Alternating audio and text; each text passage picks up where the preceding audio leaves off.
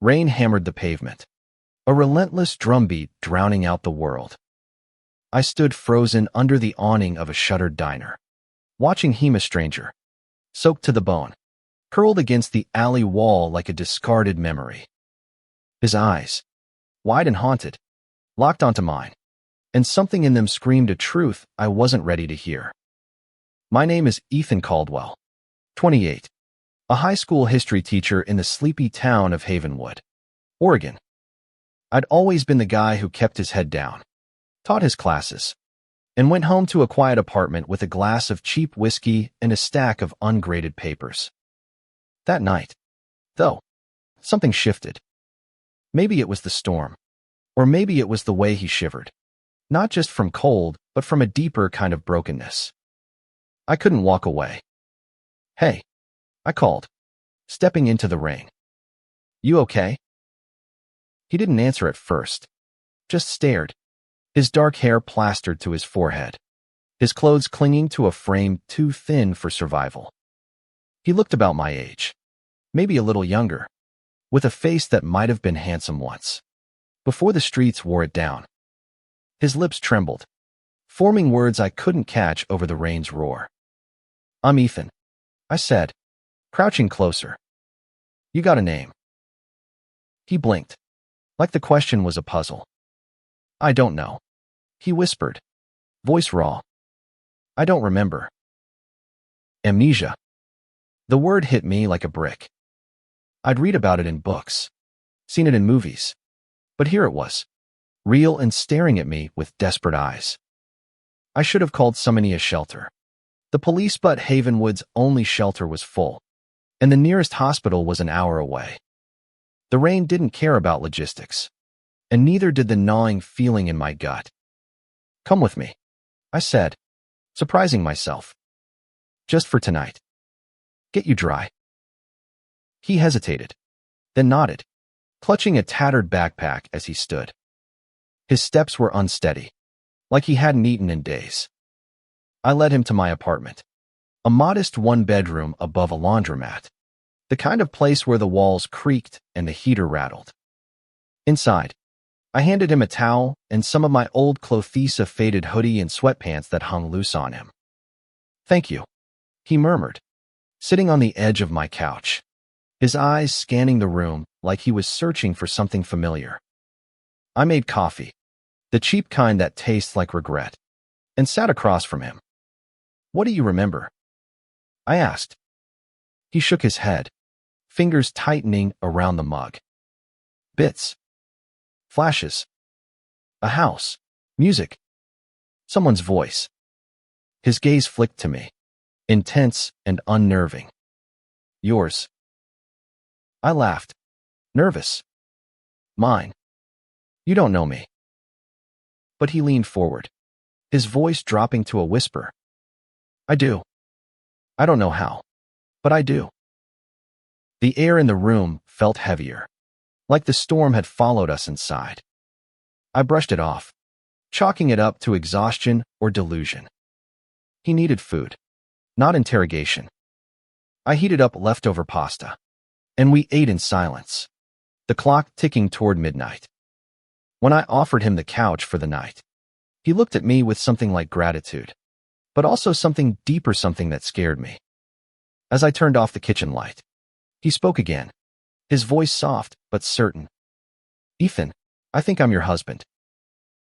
I froze, my hand on the switch. "What?" "I know it sounds crazy," he said, standing now, his eyes pleading. "But I feel it. Every time I close my eyes, I see you. Us. Together." My heart thudded, a mix of disbelief and something I couldn't name. "You're tired," I said, forcing calm. "Get some sleep. We'll figure this out tomorrow." But as I lay in bed, staring at the ceiling, his words echoed. I'd never been married. Never even come close. I'd dated a few guys in college, but nothing stuck, too much baggage, too little trust. Yet his voice, his certainty, clawed at me. What if he wasn't crazy? What if some part of him knew something I didn't?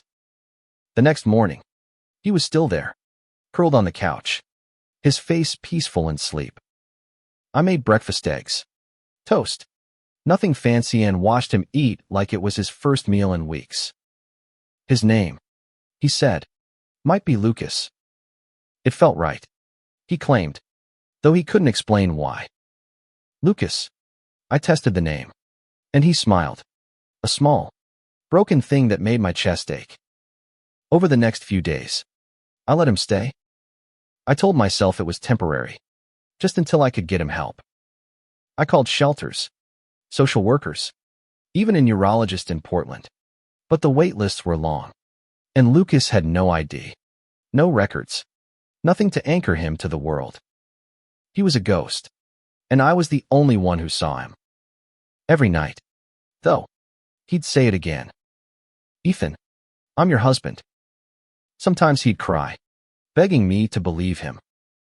Sometimes he'd just stare, like he was trying to will me into remembering something that never happened. I'd laugh it off, change the subject, but each time, it got harder to dismiss. His stories fragmented. Dreamlike started to feel like pieces of a puzzle I didn't want to solve. One night, he found an old photo album in my closet, one I hadn't opened in years. It was from college, full of blurry snapshots and half-forgotten faces.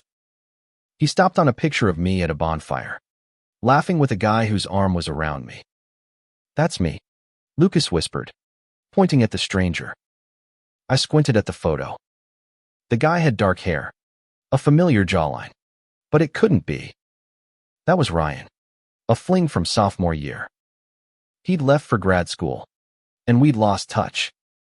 You're not him, I said, my voice sharper than I meant.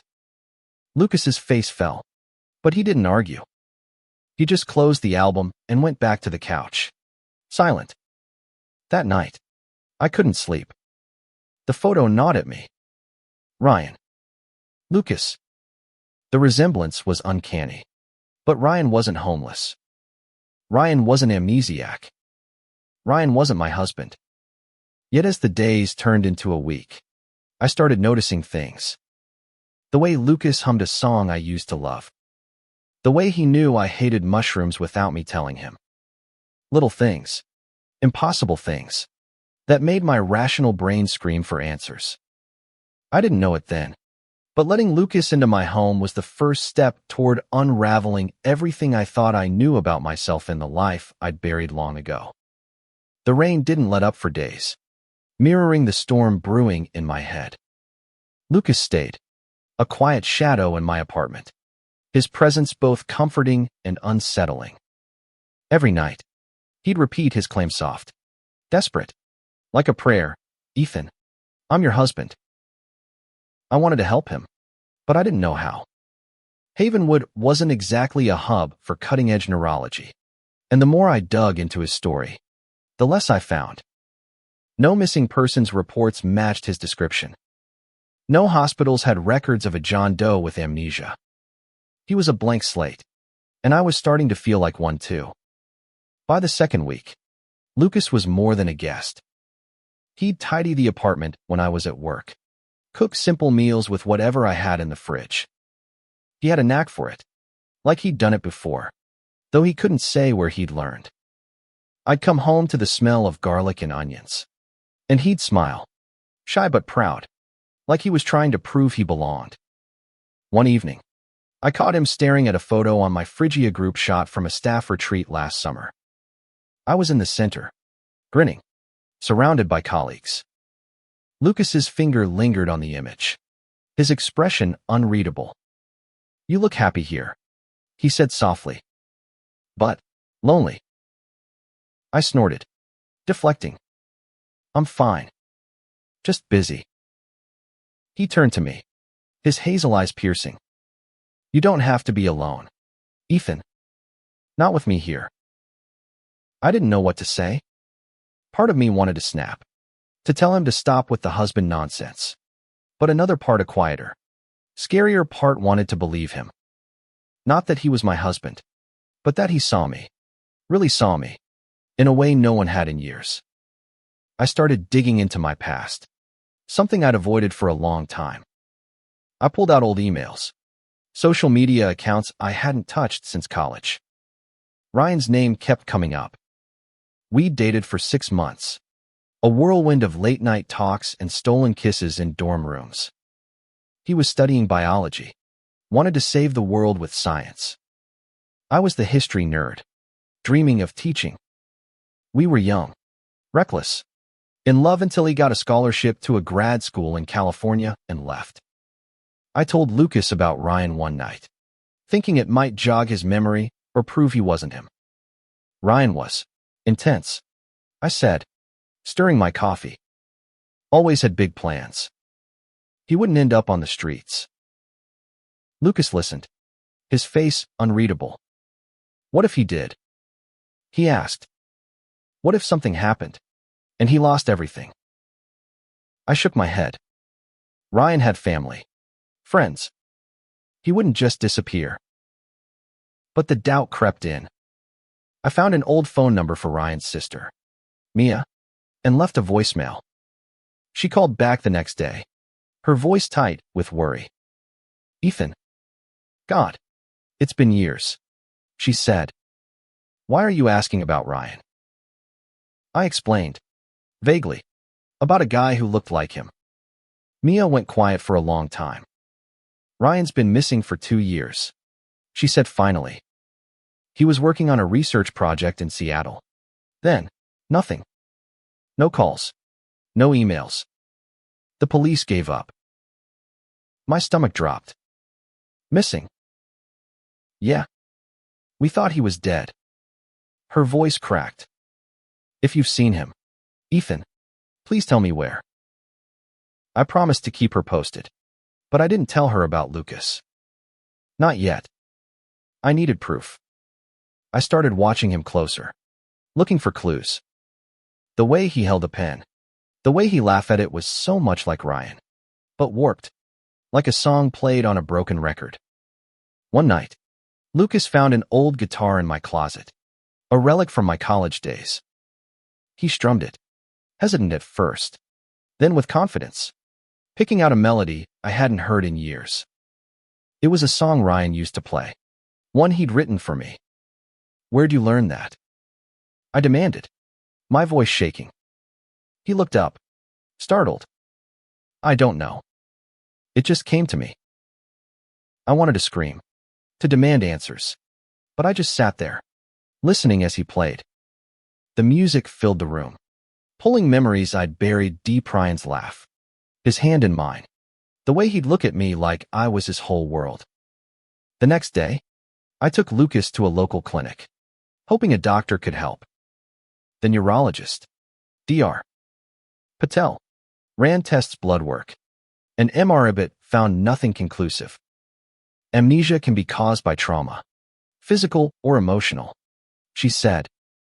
Without records, it's hard to say. He needs stability, routine. Maybe it'll come back. Stability, routine. I could give him that, couldn't I? But every night, when he begged me to believe he was my husband, it chipped away at my resolve. I started dreaming of Ryan's face, his voice, blending with Lucas's until I couldn't tell them apart. One evening, Lucas caught me staring at him. What? He asked, a half-smile tugging at his lips. You remind me of someone, I admitted. Someone I lost. He reached for my hand, his touch warm and steady. Maybe you didn't lose him. Maybe he's right here. I pulled away, my heart racing. Stop, I said. You can't just say that. But he didn't stop. He kept pushing, kept believing, and I was starting to crack. What if he was Ryan? What if the life I'd built safe, predictable, alone was a lie I'd told myself to survive losing him? The line between doubt and hope blurred as weeks turned into a month. Lucas became a fixture in my life, a quiet rhythm I hadn't realized I needed. But his nightly pleas, those desperate, whispered claims of being my husband, kept me tethered to a question I wasn't ready to answer. I started noticing more, The way he'd tilt his head when he laughed. Just like Ryan. The way he'd absent-mindedly trace circles on the table. A habit Ryan had when he was deep in thought. I told myself it was coincidence. That I was projecting. But the evidence was piling up. And it scared me. I called Mia again. This time with Lucas in the room. I didn't tell him who she was. Just put the phone on speaker and asked her to describe Ryan. Her voice was soft, pained, as she talked about his love for music, his stubborn streak, the scar on his left wrist from a biking accident.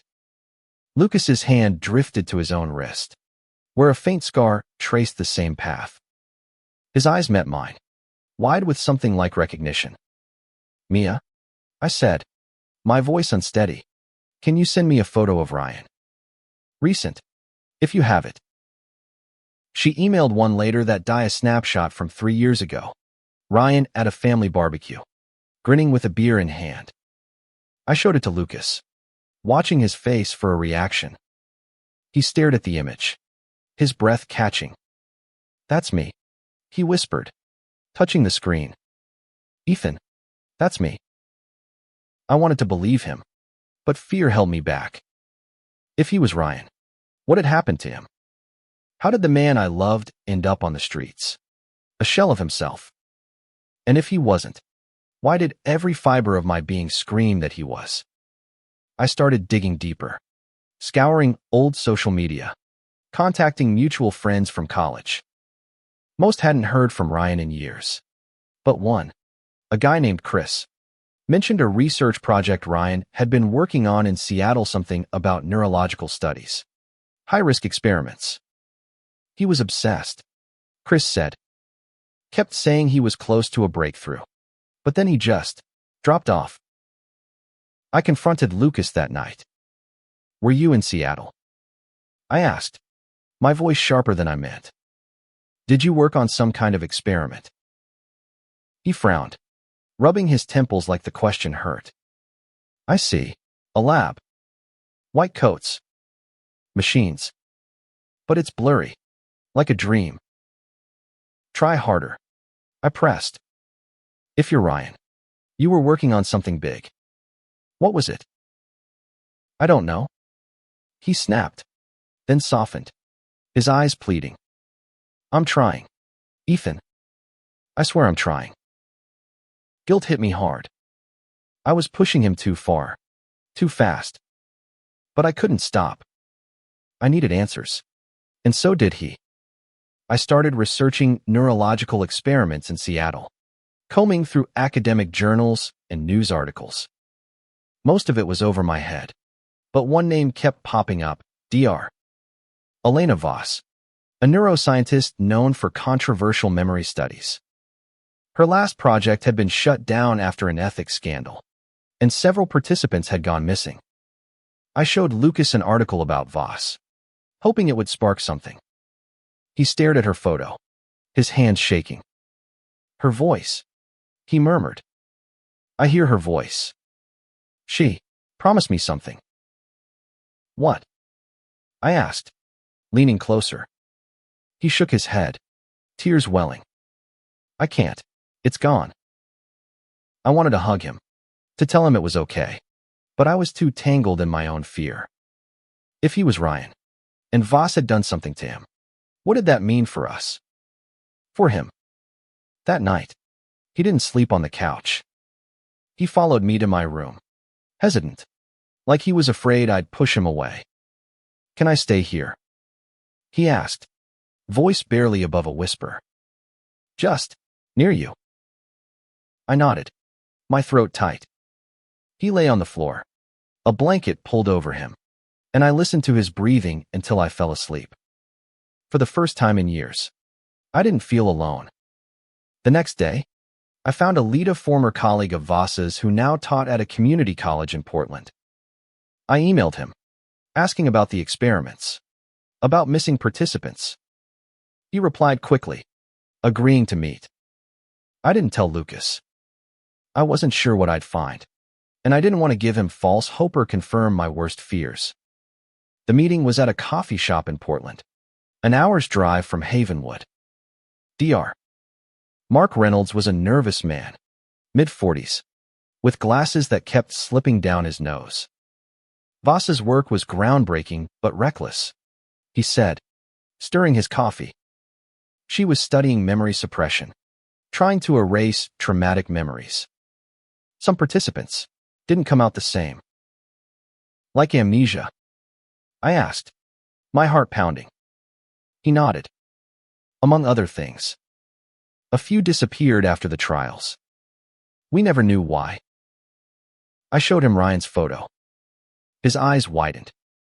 I remember him. Bright kid. He was one of her favorites.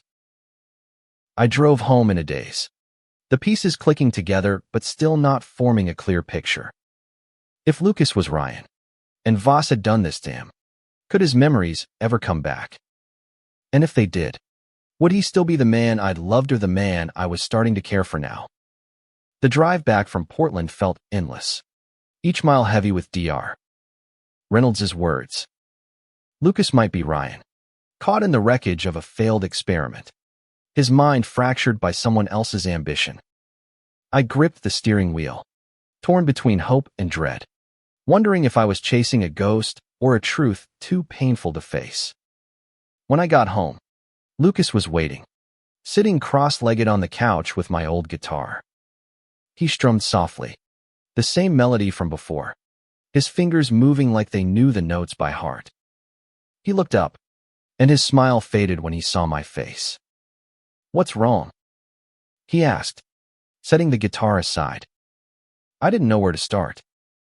I sat beside him, the weight of the day pressing down. "I found something," I said, hesitating. "About a scientist. Elena Voss.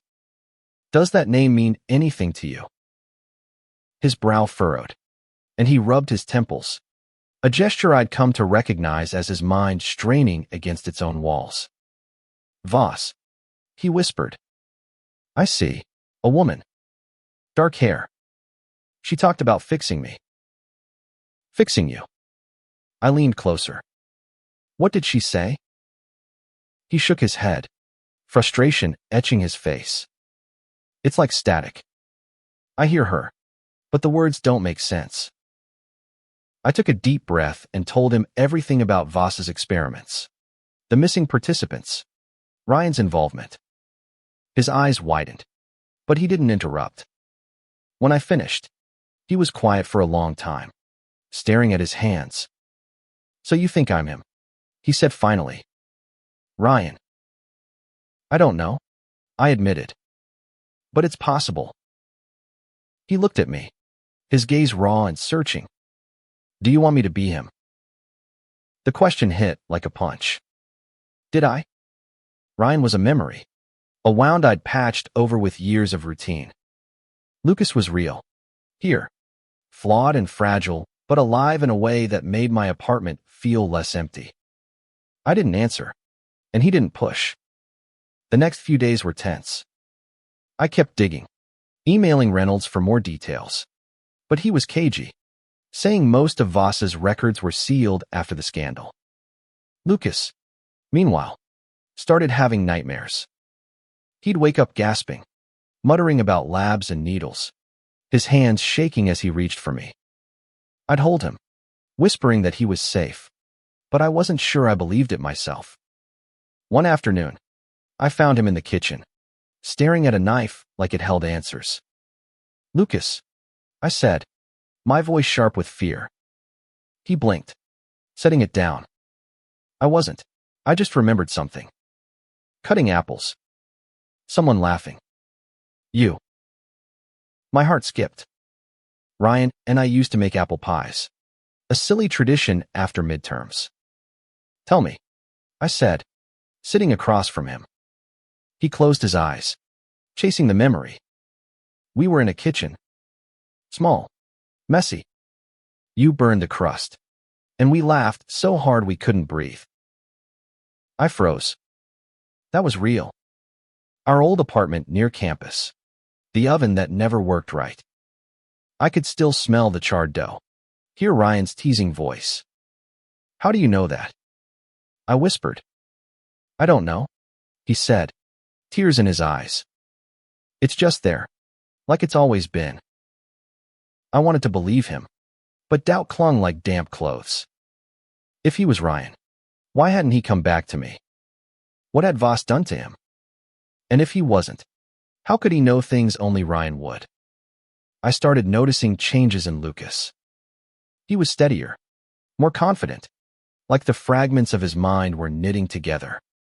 He'd talk about music, science, things Ryan loved, with a spark that felt familiar. But he also had moments of darkness, staring out the window like he was waiting for something or someone to take him away. One night, he kissed me.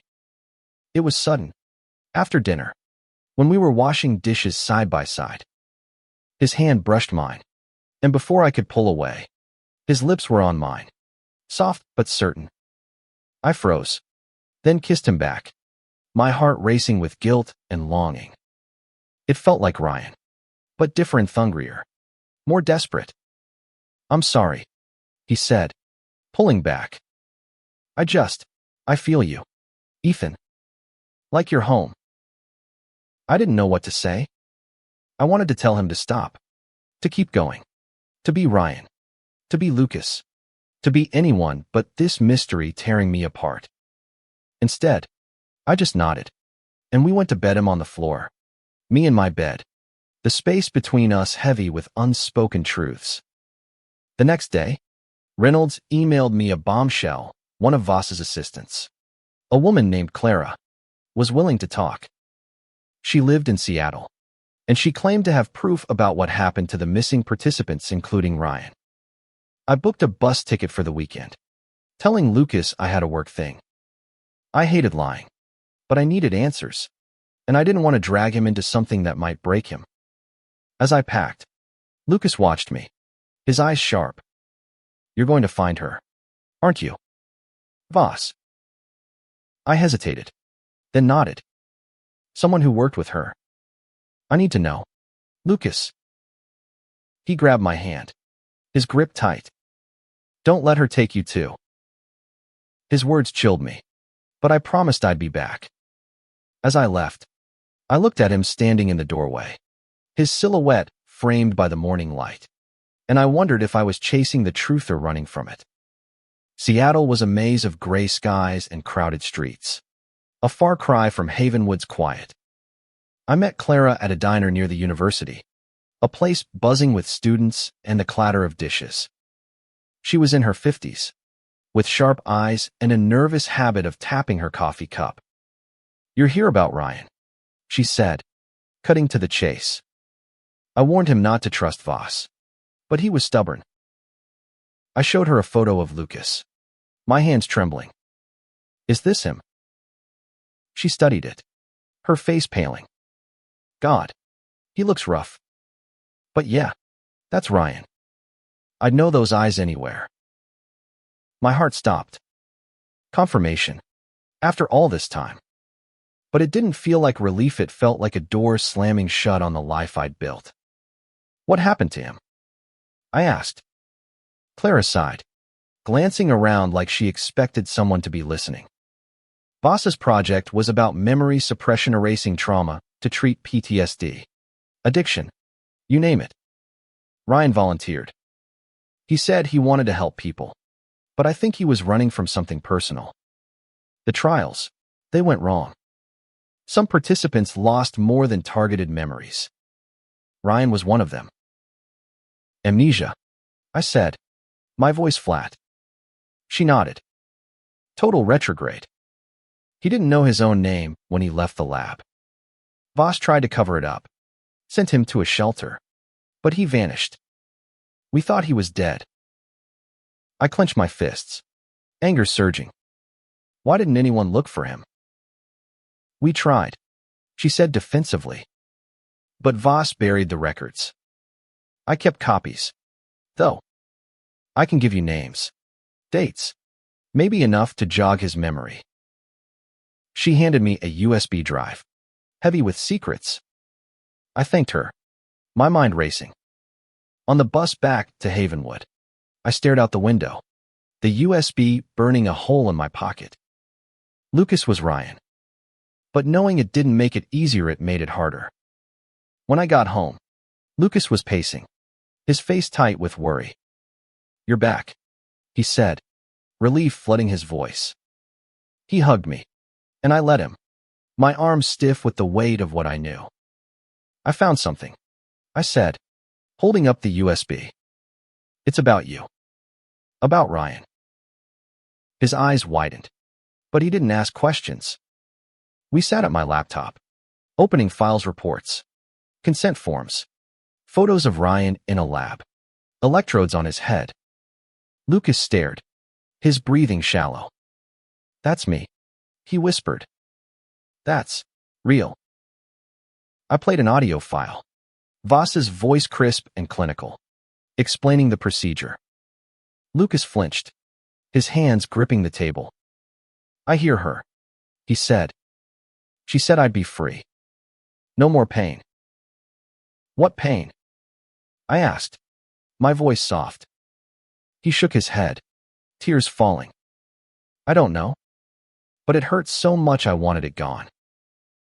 I reached for him, my own eyes burning. "You're here now? You're safe." But he pulled away, standing abruptly. "Am I?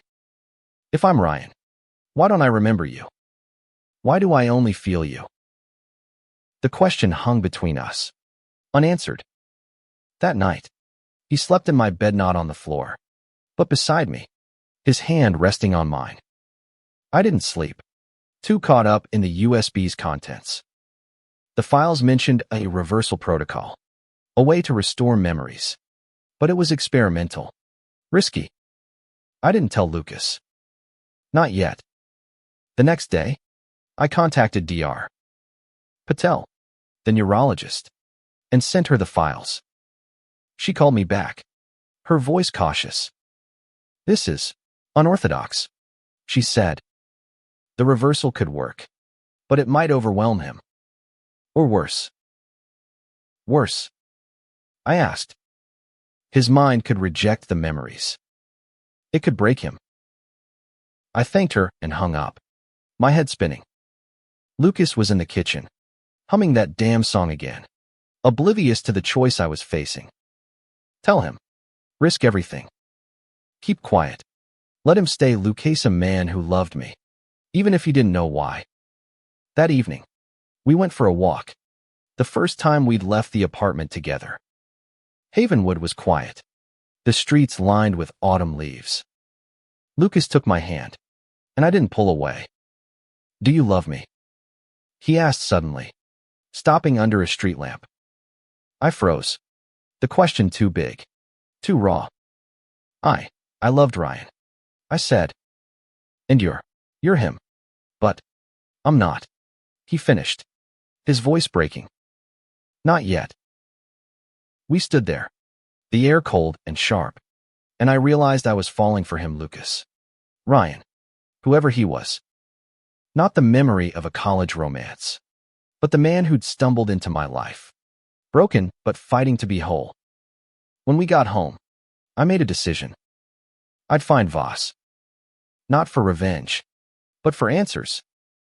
If there was a chance to give Lucas his past, I had to try, even if it meant losing him. Tracking down Elena Voss wasn't easy. Her name was a whisper in academic circles, tainted by scandal. After days of dead ends, I found a LEDA conference in San Francisco where she was speaking on ethics in neuroscience. Irony thick as fog. I booked a flight, telling Lucas I had a family emergency. His eyes searched mine, but he didn't argue, just kissed my forehead and said, "Come back to me." San Francisco was a whirlwind of noise and color, the opposite of Havenwood's calm. The conference was in a sleek hotel, all glass and polished floors. Voss was older than her photos, her dark hair streaked with gray, but her presence was magnetic. I cornered her after her talk, my heart pounding. "Dr. Voss," I said, "I need to talk about Ryan Caldwell." Her face tightened, but she didn't flinch. "I don't know that name," she said, her voice smooth. "He was in your memory trials." I pressed. showing her the photo Clara gave me. He's alive, but he doesn't remember who he is. She glanced at the photo, then at me, her eyes calculating. Walk with me, she said, leading me to a quiet corner of the lobby. What do you want?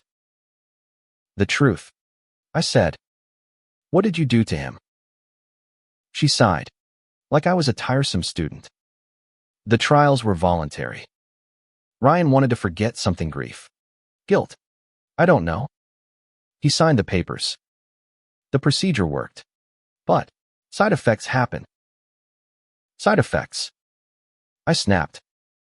He's got no memory. No life. I tried to help him, she said, her tone defensive. I sent him to a facility. But he ran. If he's with you, he's lucky. Lucky. I laughed bitterly. He thinks he's my husband. Her eyes softened, just for a moment. Memory is tricky. The procedure erased specifics. But emotions, they linger. If he feels that strongly, maybe he's not wrong. I wanted to scream, to shake her, but her words hit hard. Emotions linger. Was that why Lucas clung to me? Why he knew things he shouldn't? There's a reversal protocol, I said, quoting the files. Can it help him? She hesitated. It's experimental. Dangerous. It could restore his memories, or it could wipe what's left of him. I left with her contact info and a promise to send me the protocol details, but no answers that felt clean. On the flight home, I wrestled with what to do. Tell Lucas. Risk his mind. Keep it from him. Trap him in a half-life. When I got back, Lucas was waiting, his face lighting up when he saw me. You're okay, he said, hugging me tight. I held him, breathing in the scent of my own shampoo in his hair, and felt a pang of guilt for lying. That night, he cooked dinner pasta with a sauce he'd improvised from canned tomatoes and herbs. We ate, laughed, and for a moment, it felt normal, like we were just two guys figuring out life together. But when he said, I'm your husband, Ethan, it wasn't a plea, it was a statement. Quiet and sure. I didn't argue. I just took his hand, my thumb brushing over the scar on his wrist. Tell me about the lab, I said softly. He closed his eyes, his voice halting. Bright lights. Cold tables. Her voice Voss saying I'd be free. I wanted it so bad. Ethan. I was running from something. From what? I asked, my heart in my throat. He opened his eyes, tears shining. From losing you. The words broke something in me. I kissed him, not like before, not tentative, but fierce, like I could pull his past back through sheer will. He kissed me back, his hands tangling in my hair, and for the first time, I let myself believe he might be Ryan not because of proof, but because of how he made me feel. The next day, Voss emailed the protocol. It was complex, requiring a specialist and equipment we didn't have in Havenwood. Dr. Patel agreed to review it, but she warned me again, the risks were high. Lucas could regain his memories, or he could lose himself entirely. I showed him the email, laying it all bare. This could bring you back, I said, but it might hurt you. He read it, his face unreadable. If I do this, and I'm not him, what happens to us? I didn't have an answer. I wanted Ryan back, but I was terrified of losing Lucas.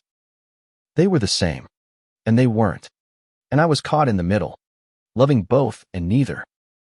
We spent the next few days in a fragile balance, clinging to each other while the decision loomed. Lucas started remembering more flashes of our college days. Arguments. Promises. Each one felt like a gift and a wound. One night, he woke up screaming, his body shaking. I saw you, he gasped. You were leaving me. I couldn't stop you. I held him, my own tears falling. I'm here now, I said. I'm not going anywhere. But as I said it, I knew it wasn't true. The truth was coming, and it might tear us apart. The decision hung over us like a storm cloud, heavy and inevitable. Lucas wanted to try the reversal protocol, but I saw the fear in his eyes, fear of what he might become, or what he might lose. I wasn't sure I was ready to lose him either, but keeping him in the dark felt like a betrayal. Dr. Patel arranged a consultation with a specialist in Portland. Dr. Gwen, who'd worked with experimental neurotherapies. We drove there together, Lucas quiet in the passenger seat, his fingers drumming nervously on his knee.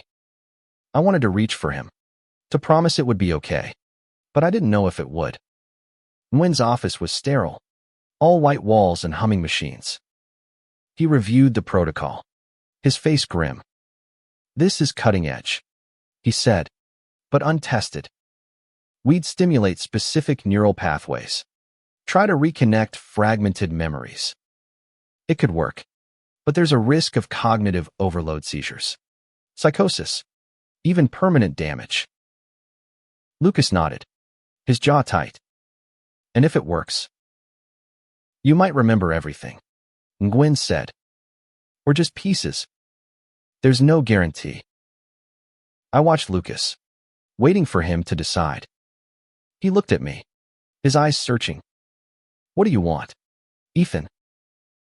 I want you to be whole, I said, my voice cracking. But I don't want to lose you. He smiled, sad and soft. You won't. We scheduled the procedure for the following week. The days leading up to it were a blur of quiet moments cooking together, watching old movies, holding each other like the world might end. Lucas's memories kept surfacing, jagged and incomplete. He'd talk about a park we used to visit, a fight we had over a forgotten anniversary, moments only Ryan could know. Each one made my heart ache, but it also made me fear what was coming. The night before the procedure, we sat on the roof of my building, the stars bright above Havenwood. Lucas leaned against me, his head on my shoulder.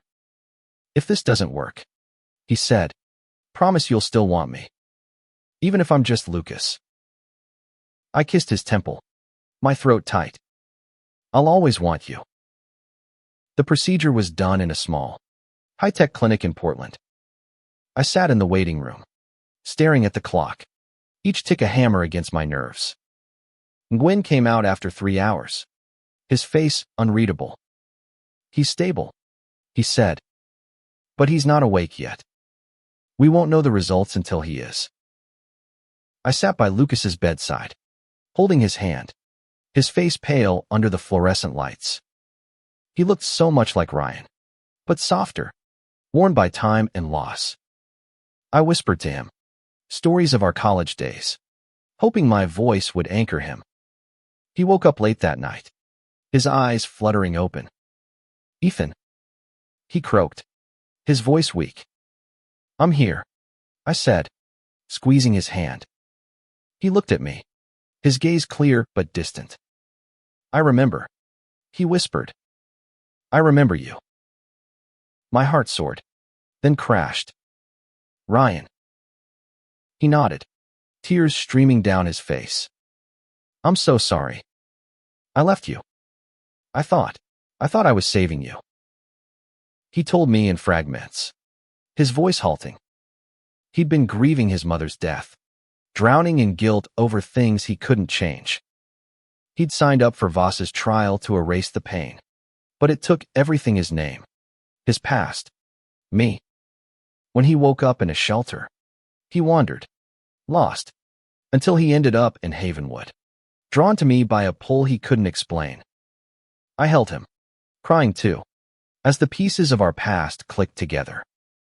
He was Ryan, my Ryan, but he was also Lucas, the man who'd fought his way back to me. The next few days were a whirlwind. Lucas struggled to reconcile his memories. He'd laugh at old jokes, then freeze, overwhelmed by flashes of the lab, the streets, the years he'd lost. I took him home, promising to help him through it, But I saw the cracks forming. He wasn't just Ryan anymore, and I wasn't sure I was the Ethan he'd loved.